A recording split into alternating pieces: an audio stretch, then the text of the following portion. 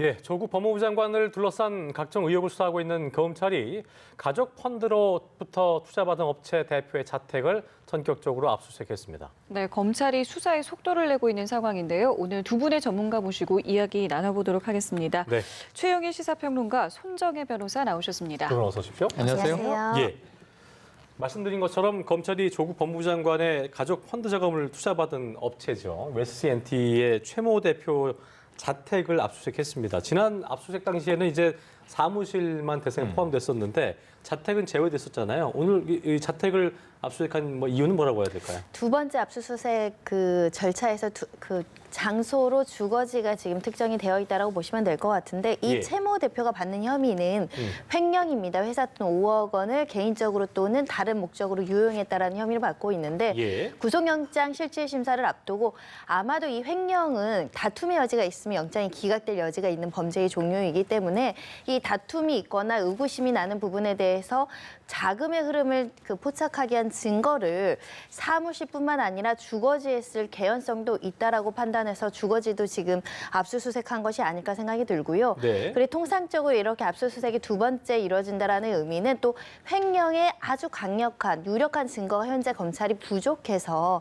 두 차례 압수수색을 실시하고 있다라고도 해석이 됩니다. 네, 일단은 내일 이제 영장 심사가 있잖아요. 이게 영장을 발부하게 된다면 또 여러 가지 또 사건이 굉장히 또 급물살을 탈 수 있을 것 같은데 어떻게 좀 보고 계십니까? 그러니까 횡령 금액이 이 최모 대표만 하더라도 5억이 특정되어 있고요. 5억이 만약에 범죄가 소명이 된다라고 본다면 영장이 청구할 만큼 범죄의 중대성이 인정되는 상황입니다. 네. 그리고 이모 대표 같은 경우는 증거인멸 교사죄도 적용이 되어 있기 때문에 범죄가 소명되면 양쪽 다 구속될 가능성이 매우 높은 사건인데 하나라도 이 자금의 흐름과 관련해서 피의자 입장에서 다툼의 여지가 있거나 소명할 여지가 있어서 범죄 성립 여하에 따라서는 방어권이 보장돼야 된다라고 한다면 기각될 여지가 있고요.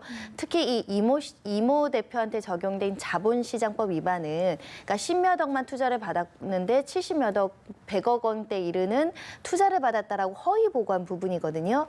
범죄 자체 형량은 그렇게 높진 않습니다. 결국 횡령과 배임 액수 이게 입증되는지 여하에 따라서 구속이 갈리지 않을까 생각이 듭니다. 그렇군요.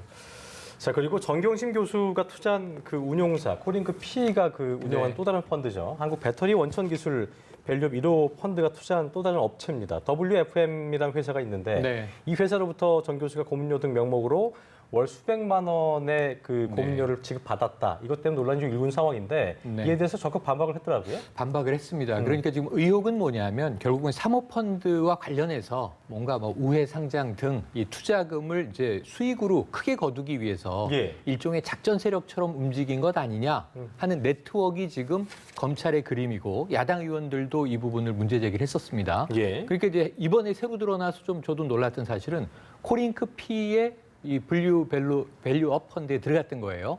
이 조국 장관 가족의 14억 원 정도의 돈이 그 돈이 아까 이 최모 대표 구속영장 청구된 웰스 CNT에 투자가 된 거예요. 그렇죠. 여기까지는 흐름이 맞는데 엉뚱한 회사가 하나 또 튀어나오죠. WFM이라는 회사가 튀어나왔고 WFM도 코링크 P가 투자한 회사예요. 다만 조국 일가가 투자한 펀드는 아니고 조국 장관 가족의 이 그 밸류업 펀드가 투자된 기업은 아니에요. 코링크 P의 다른 투자가 된 이제 회사예요. 그런데 이 회사에서 고문료를 월 200씩 2008년 12월부터 올해 6월까지 그러니까 약 7개월 정도 받았으니까 한 1,400만 원 정도 됩니다. 여기에 플러스 알파에 또 비용을 더 수령했다고 하는데 자, 이게 뭐냐? 그렇다면 결국은 이 코링크 P의 투자사를 깊숙이 알고 개입됐던 것 아니냐? 그런데 이 정경심 교수 측의 반박은 뭐냐 하면 나는 영어 교수다. 그런데 그 WFM이라는 회사는 영어 교재를 만드는 이 어학 회사입니다. 그런데 거기서 음이온 전지 사업을 추가로 한 거예요. 그래서 군산에 100억대의 공장을 짓고 거기서 이제 곧 배터리들이 생산된다는 거예요. 중국으로 이제 수주를 받아서 수출을 한다는 겁니다. 이런 내용을 지금 WFM 홈페이지에는 대표의 이제 호소문이 지금 길게 올라와 있는데요. 그런데 굉장히 오랜 기간 우리는 영어 교육 교재를 만드는 회사로 존립해 왔고 지금도 관련된 커뮤니티를 운영하고 있다는 겁니다. 그래서 그 영어 쪽의 전문가로 정경심 교수가 자문을 했을 가능성은 있습니다. 그래서 이것이 지금 양쪽 가능성이 다 열려 있어요. 부당한 네트워크에 의해서 이름을 올려놓고 부당한 금액을 수령한 것인지 아니면 정말 영어교육 회사에 영어 교수로서 영어 학자로서 이름을 올려놓고 정당한 고문료를 받은 것인지 지금 두 개의 가능성은 다 열려 있습니다. 그래서 이 정 교수 측의 반박이 옳은 것인지 여기는 한 가지 제일 중요한 핵심 고리가 어떻게 WFM과 정 교수가 고문 관계가 될 수 있는 이 네트워크로 처음에 연결이 됐는지, 뭐 소개자라든가 알선자라든가 뭐 업계에서의 이제 연결 고리가 있지 않겠습니까?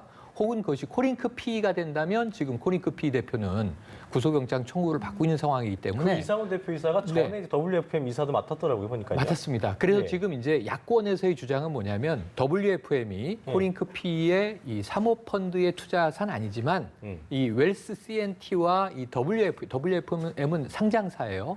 그래서 둘을 합병함으로써 우회 상장해서 웰스 CNT의 가치를 키우려고 했던 것 아니냐. 이게 전형적인 이제 작전 아니냐라고 하는 추정이거든요. 그래서 이 추정이 맞는 것인지 아니면 별건으로 정 교수의 고문료는 정당했던 것인지 이게 지금 새로운 관건으로 떠올랐습니다. 그렇군요. 이러한 반박의 내용도 물론 저희가 당연히 주목을 해야겠습니다만 이 반박의 내용을 담은 형식에 대해서도 좀 이야기를 해보고 싶은데 이게 이제 어제 페이스북 계정을 열고 여기에 대해서 이제 조목조목 반박을 한 거잖아요.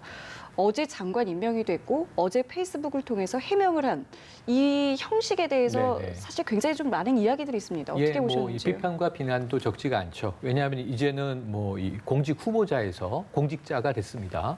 이 조국 법무부 장관으로 어제부터 이제 이 어찌 보면 맡은 바 소임을 시작을 했는데 그 배우자는 지금 피의자가 돼 있고 심지어는 기소가 된 상황이에요. 이 전격 기소를 하지 않았습니까? 청문회 바로 얼마 지나지 않아서 소환 없이 기소한 것에 대한 논란도 또 있습니다. 그런데 이 공직자의 기소된 부인이 이렇게 SNS를 통해서 여러 가지 검찰이 수사하고 있는 사안에 대해서 반론을 제기하는 것이 부적절한 것 아니냐. 이미 지금 이 남편이 장관이 된 상황에서 그것만으로도 검찰 수사는 압박을 받을 수 있지 않겠느냐. 그런데 이런 것들을 공개적으로 이렇게 의사표명해도 옳은 것이냐. 이런 이제 정당성 논란이에요. 그런데 저는 조금 이제 정 교수 쪽의 입장에서 들여다보자면 반론의 기회가 거의 없습니다. 왜냐하면 검찰은 지금 굉장히 속도전을 펼치고 있고요.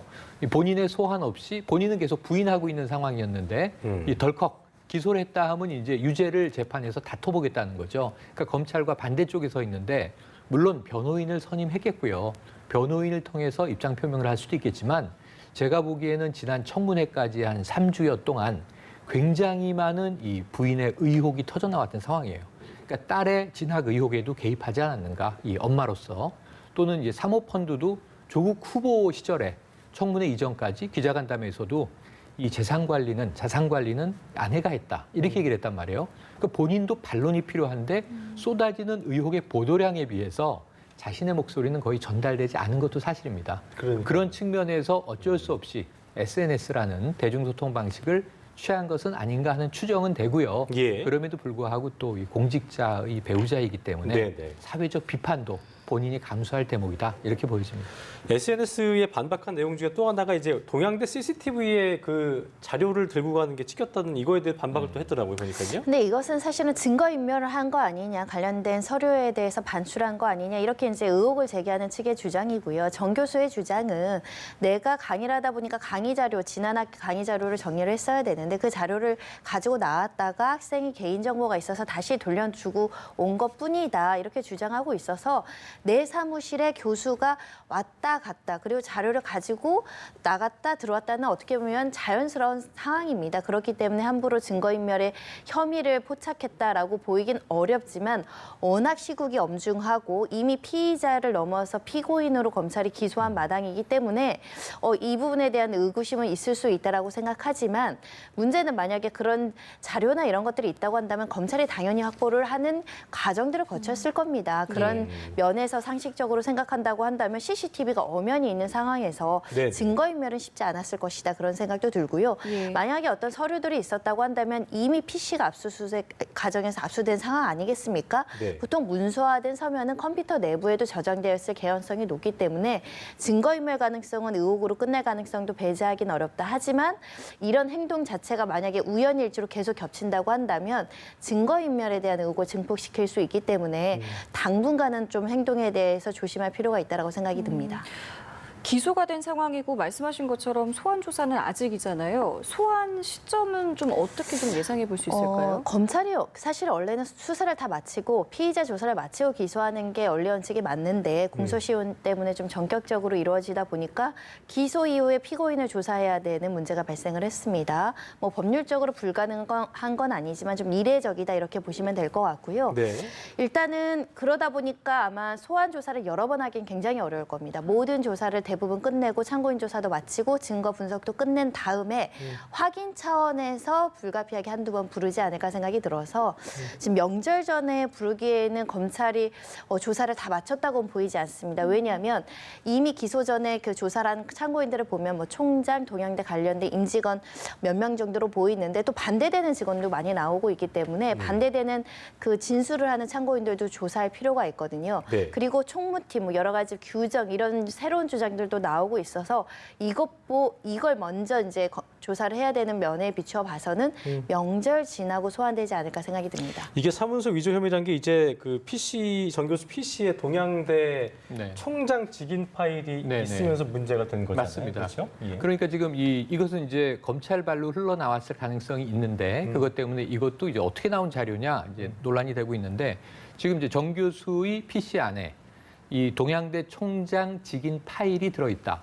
정 교수는 이것은 업무 과정에서 정당하게 들어온 것이다. 언제부터 있었는지 내가 뭐 확인 못하겠다. 이제 이런 상황이에요.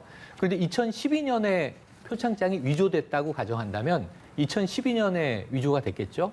그럼 이 직인 파일이 언제 도대체 이 PC 안에 들어와 있었느냐인데 동양대 또 내부 이 직원의 경우에는 이 전자결제 시스템으로 직인 파일을 공문에 붙이잖아요, 보통. 그렇죠. 그러니까 교수들이 뭐 외부 학회라든가 이제 기관하고 공문들을 주고받다 보니까 거기에 주로 총장 직인을 붙이게 되는데 그렇죠. 이 출력물이나 혹은 이미지 파일에. 근데 이게 최근에 깔렸다는 거예요. 지금 이제 정 교수 쪽의 주장은 2016년에 이 PC를 학교에서 받았다는 거예요. 그럼 2012년부터 이 파일이 존재했던 것인지가 나와야 되고 또 하나의 가설은 지금 그 청문회 당시에 박지원 의원이 이렇게 보여줬던 그렇죠. 예, 검찰은 사본이라 흑백을 가지고 있는데 네. 왜 박지원 의원은 컬러 이미지를 가지고 있느냐 예. 논란이 됐던 것에서 그 표창장 원본은 인주로 찍혔을 가능성이 높다는 겁니다. 그러면 이제 직인 파일이 큰 의미는 없어요. 출력할 때 이게 가짜로서 그림은 구성할 수 있지만 사실은 인주 묻은 직인을 찍어야 또 이 원본 문서로서의 이제 증명이 되지 않습니까? 예. 그래서 아마 이 부산대 의전원을 갈 때 이 표창장을 원본을 보여주고 사본을 제출했다면 흔히 이걸 접수하는 직원은 당연히 원본하고 비교해보고 원본 대조 필 도장을 찍게 돼 있습니다. 그런 부분에서 실제 표창장이 인주냐 아니면 출력물 파일이냐 이 이미지냐 이걸 네. 확인해야 되는데 지금 검찰이 이걸 확인을 못해요. 원본을 지금 오히려 조 장관 측에 제출하라고 하고 있는데 우리도 없다 지금 이런 상황이거든요. 있죠, 지금요. 그런데 아까 손 변호사님 말씀하신 것과 중요하게 검찰이 지금 하나의 패착수를 뒀어요. 소환 없이 기소했잖아요. 지금 피고인이잖아요. 그런데 이 조사가 필요해서 소환하면 피고인은 안 나갑니다. 왜냐하면 재판을 받아야 되잖아요. 이제 기소했으니까. 재판정에서 얘기합시다. 그럼요. 예. 저는 검찰과는 따로 보지 않고 재판정에서 만나겠습니다. 우리는 사모펀드 때문에 부르는 거다. 그러면 사문서 위조는 안 물어볼 겁니까? 이런 공방이 오가게 되거든요. 예. 그래서 사실은 제가 보기에는 사문서 위조 혐의로 기소한 것이 너무 좀 빨랐다. 이게 성급했다. 정치 개입 아니냐 이렇게 보는 게 사문서 행사는 3개월의 공소시효가 더 남아 있었던 거예요. 사문서 행사는 이 표창장을 부산대 의전원에 그쵸. 입학하기 위해서 제출했다면 이게 사문서의 행사잖아요. 예. 위조 표창장인데 이걸로 나는 대학원 가겠다고 낸 거 아닙니까? 그래서 사문서 행사의 기간은 공소시효가 3개월 남아 있었는데 공소시효가 그날 자정에 만료라고 해서 그날 이제 기소를 해버린 것은 검찰은 오히려 정 교수를 불러서 소환 조사할 수 있는 기회를 잃어버린 놓친 것이기 거다. 때문에 이게 수사에 있어서는 패착 아니냐 하는 생각이 드는 대목도 있습니다. 예. 이게 보니까 직인이 있는 것 자체는 자체가 문제인 거예요? 이게 이제 핵심 혹시? 쟁점 뭐냐면 위조됐다라고 주장하려면 권한이 있었느냐 또는 권한이 있지만 권한을 남용해서 오남용했느냐 그리고 절차상 이 시스템상 발급될 수 없는 표창이 나갔느냐 그리고 그 당시에 위임 정결이 어떻게 되어 있느냐 내부 규정에 의해서 총장 직인을 관리할 수 있고 사용 범위가 어디까지였었는지를 모두 다 조사를 해야 되는 겁니다. 네. 이거를 정경심 교수가 직접 찍었다고 해서 바로 위조가 아닙니다.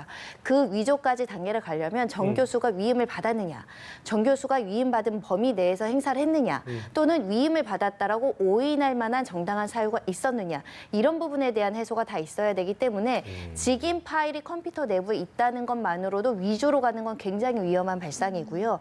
저희가 만약 로펌의 대표자의 도장이 필요하면 저희도 파일을 다 갖고 있어요.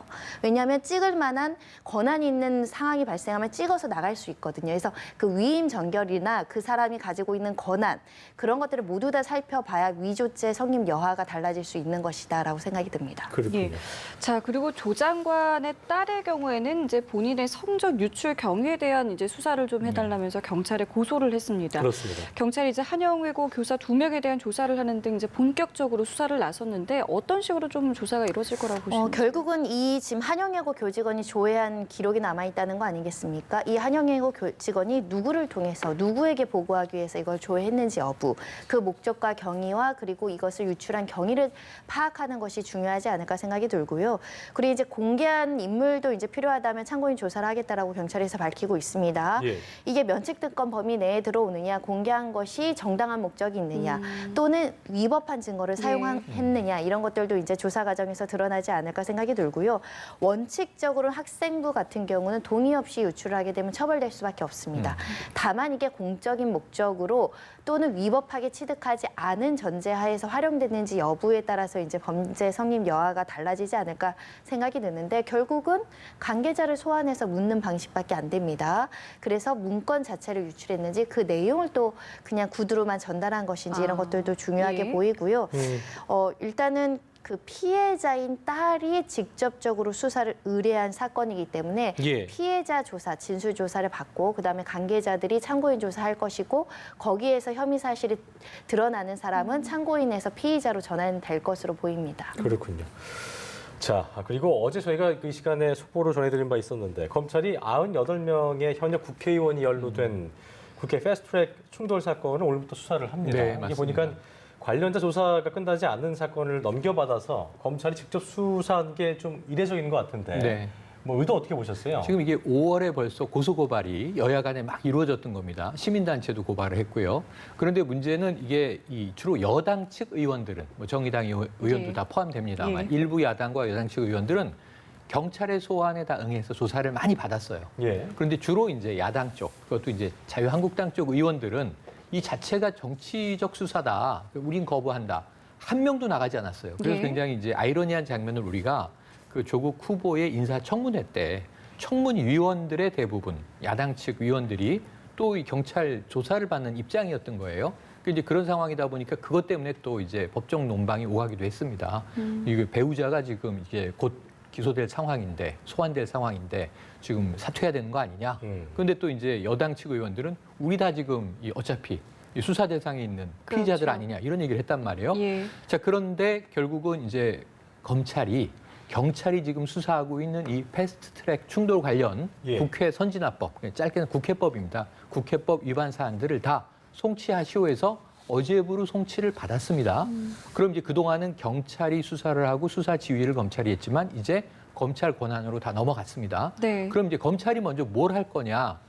조사받지 않은 야당 의원들에 대해서 검찰로 아마 소환을 요구할 거예요.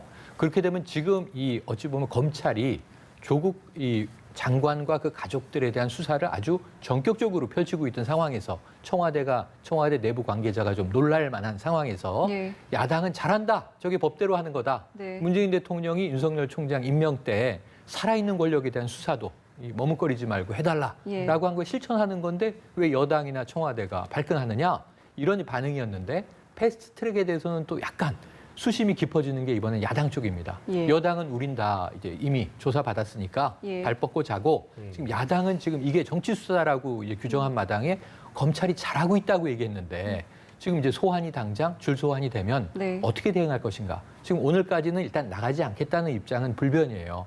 하지만 여기에 대해서 더 버티게 되면 검찰은 경찰과 다르게 시간을 지지부진하게 끌지 않을 것으로 보이기 때문에 예. 좀 초강수를 둘 가능성, 또 이 검찰과 이번에 야당이 충돌할 가능성도 예견이 됩니다. 예. 이게 변호사님, 이게 소환을 계속 불응하게 되면 강제 수사도 가능한 부분이잖아요. 원칙적으로는 뭐 조사에 불응하면 체포영장을 집행해야 되는 거죠. 근데 이제 면책특권이나 체포영장을 집행할 때 회기 중에는 여러 가지 국회법에 따른 절차를 거쳐야 되니까 그게 이제 검찰의 숙제인데 그 예외적인 상황만 아니라면 영장을 청구할 수 있다라는 게 검찰의 입장으로 보입니다. 원리 원칙대로 지금 수사하겠다 이렇게 지금 검찰이 이야기하고 있기 때문인데 그 전에 근데 당 차원에서의 결단이 나오겠죠. 영장 청구하고 뭐 방탄 국회다 이런 또 여러 가지 비난에 직면하기 전에 예. 출석하지 않을까 생각이 드는데 출석해서 조사를 한다고 하더라도 또는 출석 없이 조사 없이 또 기소될 수도 있습니다. 명백한 예. CCTV라는 자료가 있기 때문에. 근데 결국은 검찰 손에 이 국회의원들의 운명이 갈린 것이 아니라 재판부의 양형에 걸린 거기 때문에 조금 수사에 협조하는 모습을 보이는 것이 최종 양형에겐 도움될 거라는 어떻게 보면 당 차원의 결단이 필요한 때가 아닌가 생각이 듭니다. 네, 끝으로 하나만 더 짚어보겠습니다. 장제원 의원이 아들 음주운전 논란으로 여론의 문매를 좀 맡고 있는 상황인데 경찰이 이제 아들 장윤준 씨를 어제 비공개 조사를 했고요. 장 씨 대신에 운전을 했다고 주장한 인물도 입건을 했는데 앞으로 수사 방향 어떻게 좀 이루어질지 짚어주시죠. 이 건에 따르는 건 범인 도피죄를 적용한 것으로 보입니다. 그러면 네. 장윤준 씨가 그 교사죄에 해당될 수 있는지 부분인데 그 부분을 확인하기 위해서는 SNS 휴대전화 내역들을 지금 살펴보고 있을 것이라고 보이고요. 진술을 예. 통해서 이거 좀 감춰달라, 운전자 바꿔치기 해달라고 부탁을 했는지 지시를 했는지 이런 부분들도 조사가 이루어질 것으로 보이고요. 일단 음주운전, 위험운전 치사상은 적용을 피하긴 어렵습니다. 범인 도피 교사가 성립될 것인가, 예. 동승자에게 방조죄가 성립할 것인가 이런 부분을 조금 살펴봐야 되는 상황이고요. 일단 사안의 중대성은 인정이 됩니다. 그리고 일부 사실은 다 자백을 하고 있는 상황이어서 구속영장 청구까지 갈지 여부도 좀 불확실하지 않을까 생각이 드는데 예. 현재로서는 모두 조사를 끝내고 그리고 이게 그 바꿔치기가 실제 누구에 의해서 주도적으로 이루어졌는지 이런 것들이 좀 규명돼야 되지 않을까 합니다. 예, 알겠습니다. 저희 두 분 말씀은 여기서 마무리 짓도록 하겠습니다. 네. 지금까지 최영일 시사평론가, 손정혜 변호사와 함께했습니다. 말씀 고맙습니다. 고맙습니다. 고맙습니다.